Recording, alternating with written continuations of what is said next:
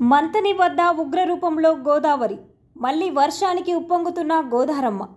ఇప్పటికే గోదావరి ప్రాంతాన్ని పరిశీలించిన జిల్లా కలెక్టర్ కోయ శ్రీహర్ష వరద ముంపు ప్రాంతాల ప్రజలు అప్రమత్తంగా ఉండాలి సూచించిన పెద్దపల్లి జిల్లా కలెక్టర్. ప్రజలకు పలు సూచనలు చేసిన RDO Hanuman Nayak, chairman Ramadevi, CI Raju. Peddapalli జిల్లా మంతని వద్ద గోదావరి ఉగ్రరూపం దాల్చింది. గత 3 రోజులుగా కురుస్తున్న అతి భారీ వర్షాలకు గోదావరికి వరద పోటెత్తుతోంది. గోదావరి వరద ముంపు ప్రాంతాల ప్రజలు అప్రమత్తంగా ఉండాలని, అధికార యంత్రాంగం నిరంతరం అప్రమత్తంగా ఉండాలని జిల్లా కలెక్టర్ కోయ శ్రీహర్ష తెలిపారు. సోమవారం మంతని పట్టణంలోని గౌతమేశ్వర ఆలయ సమీపంలో ఉధృతంగా ప్రవహిస్తున్న గోదావరి నదిని స్థానిక సంస్థల అదనపు కలెక్టర్ జె అరుణశ్రీతో కలిసి పరిశీలించారు. ఎగువన కురుస్తున్న వర్షాల కారణంగా ప్రాజెక్టుల నుండి నీరు విడుదలయ్యే అవకాశం ఉన్నదని, గోదావరి నదీ పరిసర ప్రాంత ప్రజలకు ఎలాంటి నష్టం కలగకుండా అధికారులు అప్రమత్తంగా ఉండాలని, ముందు జాగ్రత్త చర్యలు చేపట్టాలని రెవెన్యూ, పోలీసు, నీటిపారుదల శాఖ, మున్సిపల్ అధికారులు సమన్వయంతో పనిచేయాలని కలెక్టర్ తెలిపారు. ఈ పర్యటనలో కలెక్టర్తో పాటు మంతని ఆర్డీఓ వి హనుమాన్ నాయక్, తహసీల్దార్ రాజయ్య, మున్సిపల్ చైర్పర్సన్ పెండు రమా సురేష్ రెడ్డి, మున్సిపల్ కమిషనర్ గుట్టల మల్లికార్జున స్వామి, కౌన్సిలర్లు వికే రవి, చొప్పకట్ల హనుమంతరావు, గుండా విజయలక్ష్మి, పాపారావు, నక్క నాగేంద్ర శంకర్ అధికారులు పాల్గొన్నారు.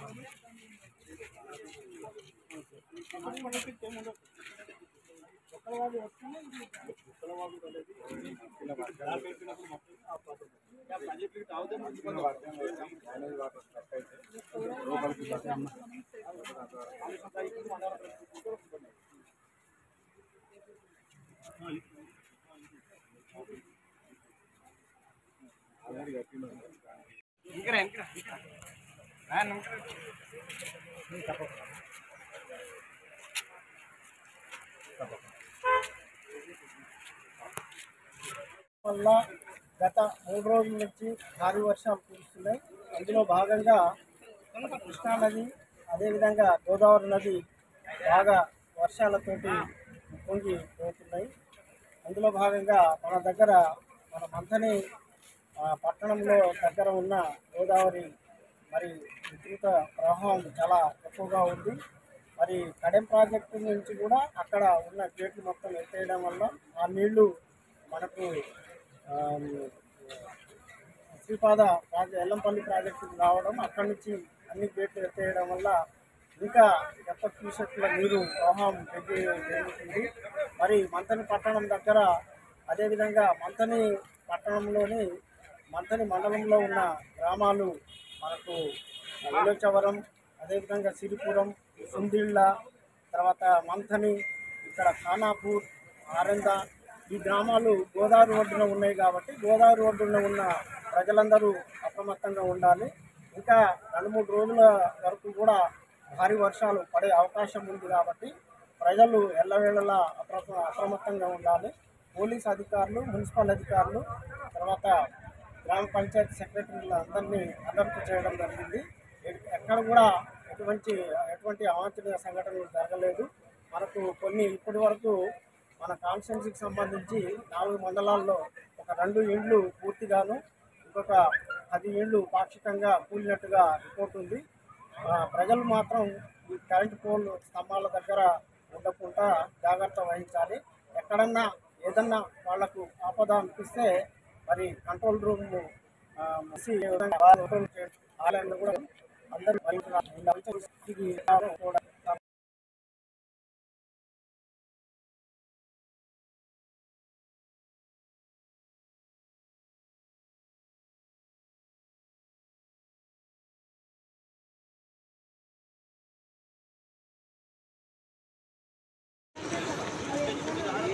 ఈరోజు గోదావరి అంటే వాటర్ పైన మనకి 6 లక్షల అంటే 4 లక్షల నుండి 6 లక్షల క్యూసెక్ల వరకు నీటిని విడుదల చేయడం జరిగింది.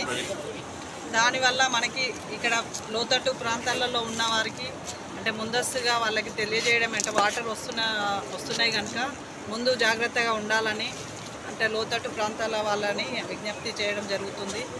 అలాగే పంట పొలాలలో మోటార్లు కానీ అవి ముందస్తుగా కొంచెం జాగ్రత్తగా తీసుకోవాలని వాళ్ళకి తెలియజేయడం జరుగుతుంది. ఏదైనా ఇంత వరద రావడం మరి ఇది స్పీడ్గా ఉండడం వల్ల ఎప్పుడెప్పుడు ఇళ్లలోకి వచ్చే ప్రమాదం ఉంటుంది కనుక అప్రమత్తంగా ఉండాలని మంతని పట్టణ ప్రజలకి విజ్ఞప్తి చేయడం జరుగుతుంది. అందరూ కూడా జాగ్రత్తగా ఉండాలని అంటే పాత ఇల్లులలో అంటే నానిపోయి 2-3 రోజుల వర్ష ప్రభావం వల్ల నానిపోయిన గోడలు కూలే ప్రమాదం ఉంది కనుక ఆ ఇళ్లలో ఉన్నవారు కూడా అంటే ముందుగా ఇక్కడ మన మున్సిపల్ ఆఫీస్లో తెలియజేసే వాళ్ళకి నివాసం కల్పించడం జరుగుతుంది. ప్రతి ఒక్కరు కూడా అంటే అందుబాటులో ఉన్నవారు కూడా అలాంటి ఇళ్లలో ఉన్నవారికి మాకు సమాచారం ఇవ్వవలసిందిగా మంతని ప్రజలకి కోరుకుంటున్నాము. అందరూ కూడా జాగ్రత్తగా ఉండాలి. ఇలాంటి అంటే ఎప్పుడు ఏ ప్రమాదం జరిగేది తెలియదు కనుక ముందస్తుగా అందరూ కూడా జాగ్రత్తగా ఉండాలని మంతని ప్రజలను కోరుకుంటున్నాము. ఈరోజు మరి ముఖ్యంగా మంతని పట్టణ ప్రజలందరూ కూడా గమనిక ముఖ్యంగా ఏంటంటే ఈ యొక్క 5 days కురుస్తున్న వర్షాల వల్ల మనకు గోదావరి నీటి మట్టం వల్ల పైన ఉన్న శ్రీపాద ఎల్లంపల్లి ప్రాజెక్టు నీళ్లు కూడా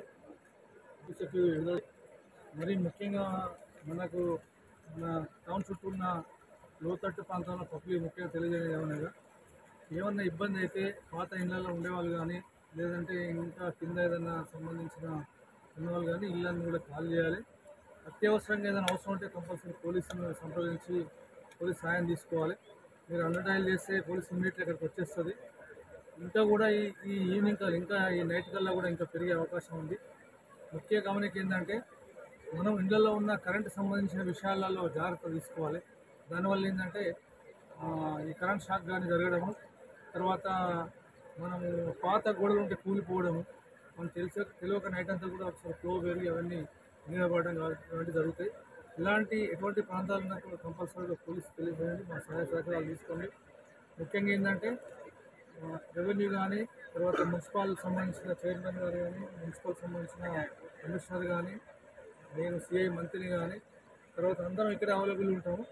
ఏదన్నా కూడా మాకు తెలియపరచాలని చెప్పి కోరుకుంటూ ముఖ్యంగా ఒక 3-4 days వరకు అలర్ట్గా ఉండాలని చెప్పేసి నేను అందరినీ కూడా పోలీస్ తరఫున కోరడం జరుగుతుంది. ఇంకేమైనా విషయాలు ఉంటే కూడా మీకు మళ్ళీ మేము తెలియపరుచుకుంటాం. Thank you.